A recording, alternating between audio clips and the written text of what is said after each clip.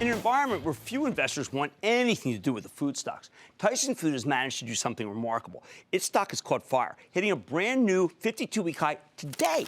This gigantic protein company with a special emphasis on chicken has seen its stock rally more than 18% for 2017, thanks to some clever acquisitions like this $3.2 billion purchase of Advanced Pierre. That's a leading national producer of lunch and dinner sandwiches and snacks, complementary to Tyson's existing business, and also management's efforts to streamline the business.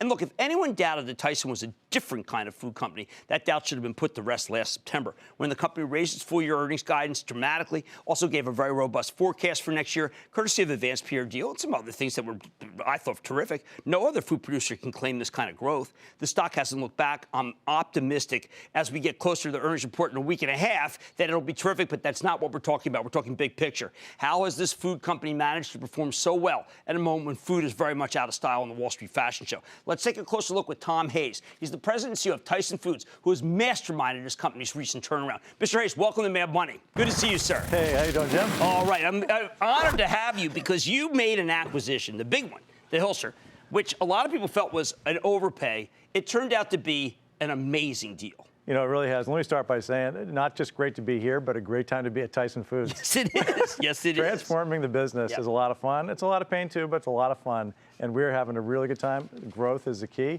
Right. Yeah, you hit the nail on the head. And I'll tell you, the acquisition of Hillshire Brands, great, but we're just getting started. Okay, so now, one of the things you're just getting started about is sustainability. There's a wrap, and the wrap is that you can't be sustainable and be big. Now, the numbers are staggering. 35 million chickens head per week, 125,000 head cattle, 450,000 head per week. You're talking about huge numbers, and yet you're committed to no antibiotics and sustainability. You know, here's the issue, and if we're going to feed 9.5 billion people around the world by 2050, we have to be part of the solution. Big food has to get in the ballgame. These aren't going to be solved. These problems are not going to be solved by backyard farms. So we're taking it on. We have to be a part of the game, not only be a part of it, we want to lead it. So we're raising the expectations all over. People say you can't. If you're going to do that mass amount, you have to be committed to antibiotics and all sorts of stuff that we don't want in our bodies. Yeah, you know, they're just wrong. Yeah, it's absolutely wrong as it relates to chicken. We are the largest producer of chicken in the U.S., and we have done it. We've gone completely across the system, no antibiotics ever. It can be done, and it's a lot of work, but it can be done. Okay, now, in the supermarket, I see things like this. It's very hard to, well, also your big chicken stuff. Yeah. You can't, it's not commodity anymore, and it also can't be private labeled, so your gross margins are better than a lot of other companies. Yeah. You know, we're focused on growth. So whether or not it's branded or private label, APF, Advanced Pierre, which you called out, was exceptional at customer brands. We want to grow with customers and consumers. A lot of companies talk about just the consumer. We're focused on both. And that's what makes us special. If we're going to have a brand that sells, whether it's a customer brand or a consumer brand that is ours, that we own, we want to be a part of the growth algorithm, and that's what we're focused on. All right, well, a lot of companies don't have that opportunity, and your company, previous to your turnaround, was a play on corn. I always look, if corn was high, I'd say sell Tyson. If corn was low, I'd say buy Tyson. It's not correlative anymore, is it? Well, really, you know, corn is a massive, massive input for us, and we focus a lot on it, of course. But what we're doing through this, as you can see, the innovation, is separating ourselves from our peers in that we want to have products that consumers demand. So not so much focused on the volatility of corn, focused on great products that consumers want. Okay, now, will Advanced Pierre be important in a strategy where Amazon has bought Whole Foods? You know, Amazon buying Whole Foods, let me back up and say the whole space is being disrupted. Right. And absolutely. But are you ready for it? We are ready for it. And here's what the key thing is. Going back to the customer connection, of course, you know, if Amazon's going to be successful, that's fantastic. But there's a lot of other customers in the business that are focused on doing the right thing by the consumer. And, you know, going back to making sure the customer is winning by having the right consumer proposition, that's the key.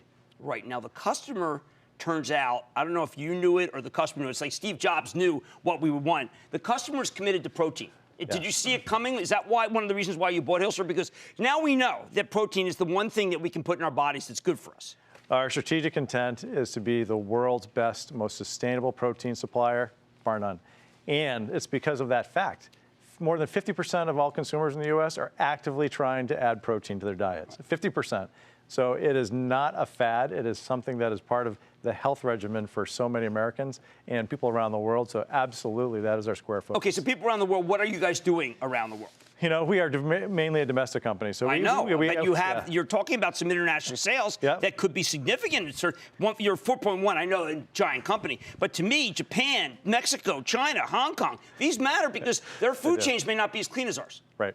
So we do a lot of exporting. So 10% of our sales are exported. Those countries you mentioned are export. Well, we could do that have. double? Yeah, it could. You know, if we do the right things. Our focus is really making the domestic work. Right. And we do have growth aspirations, and they do include around the world. So more to come there. Nothing to announce today, but that's. No, well, the reason I mention is because our food chain is the envy of the world. Even though I know the millennials are saying, Jim, you're shilling for this. No, but if you guys were to tell me, listen, you have to be loaded with antibiotics, I wouldn't feel that same way. But if I were in these other countries, I would say, with America, Tyson, it's got a seal of approval that our systems don't have. Yeah, you know, whether you're looking at international demand, domestic demand, people want cleaner foods. They just want it. They want transparency. They want to know where the food was produced, and that is something that's not going to go back. So we are very focused on making transparency work for us, and also in exports, there is a lot of demand. Right. Chinese consumers want American products, certainly American beef. You've heard the story on that. I mean, I don't believe that's going to stop anytime soon, and for us, that's a great tailwind. You also have been innovating. I know that you have a big CapEx budget, but Jimmy Dean has produced. You said that you've got Jimmy Dean Scrambles. Now, that is a breakout product. Here you go. That's it right there. So this is a Sunday morning breakfast with a Tuesday morning effort. Right? So what you want to do is Millennials will go for this? I mean, absolutely. It's not, why? Yeah. I mean, it's organic, It's fresh. all protein. It's protein. Yeah, there's 2 real eggs in a cup. You put them in the microwave. You put the meat in and cheese in. That's that's one lazy millennial. But it tastes delicious. You got to taste it. You got to taste it. And then tell me whether or not. Okay.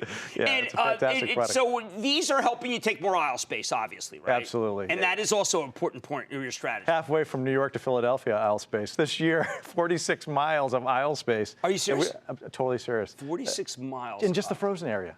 Really? Yeah, because of Jimmy Dean and the Tyson brands, the renovation that we're doing, and the new products we're introducing, all across all retailers. So what happened? Under Sara Lee, Hilscher didn't grow, right? And they didn't put the money toward it? I mean, because we didn't know. When they split it off, I thought it was a dead category. Okay. It just wasn't backed? Focus. Okay. So Sara Lee was a conglomerate at one point, which you well know, right? And then so we split the food business from the coffee business. That's in Europe. And the food business became very focused. And then we started the growth trajectory. And we had a good thing going. And so we're a $4 billion startup. We started the innovation engine again. And, it's been a continuation of that and an acceleration with the acquisition. Well, I'm urging people to go to their deck because you can see it's Tyson, then Hershey, then Mars, and everyone else is losing, which is why I do not like the category, but I do like Tyson. That's Tom Hayes, President and CEO of Tyson Foods. Mad Money's back after the break. Booyah! Jim Cramer here from Mad Money. Thanks for watching CNBC on YouTube. Click here to subscribe and get the jump on my exclusives with CEOs, plus market news, investing advice, and a whole lot more.